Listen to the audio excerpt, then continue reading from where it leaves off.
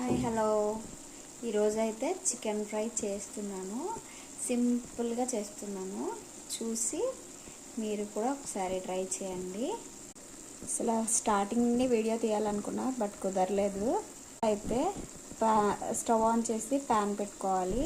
అందులో 2 table spoons oil వేసుకొని కరివేపాకు కొంచెం వేసుకోవాలి.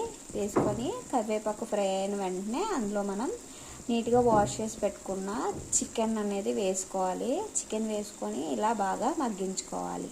చూస్తున్నారు కదా, ఇలా బాగా మగ్గించుకోవాలి. ఇప్పుడైతే నేను మూత పెట్టుకొని మగ్గించుకుంటున్నాను.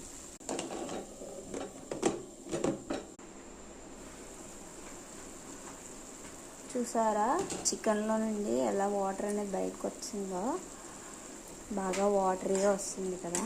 ఇప్పుడైతే మనం ఇందులోని కొద్దిగా అల్లం వెల్లుల్లి పేస్ట్ ఫ్రెష్గా రెడీ చేసి పెట్టుకున్నది వేసుకుంటే మంచి టేస్ట్ వస్తుంది. ఇదిగోండి, నేనైతే ఇప్పుడే దీన్ని చేసి పెట్టుకున్నాను.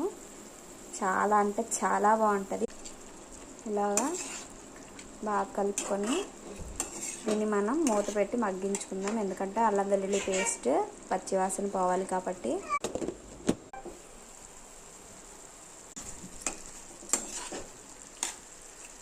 అల్లం వెల్లుల్లి పేస్ట్ స్మెల్ అది పోయిన తర్వాత మనం ఇప్పుడు ఇందులోకి కారం వేసుకుందాం. కారం, అలాగే సాల్ట్, చిటికెడంత పసుపు, అలాగే చికెన్ మసాలా కానీ గరం మసాలా కానీ వేసుకోవచ్చు. అయితే మంచిగా కలుపుకొని మనం మూత పెట్టుకోవాలి. మూత పెట్టి ఫ్రై చేసుకోవాలి.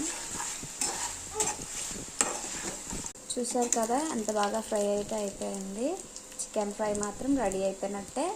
స్టవ్ వేసుకుంటే సరిపోతుంది. చికెన్ ఫ్రై అయితే రెడీ అయిపోయింది. చూసారు కదా, మీరు కూడా ట్రై చేసి టేస్ట్ ఎలా ఉందో కామెంట్లో పెట్టండి. సరేనా? Bye bye, see you.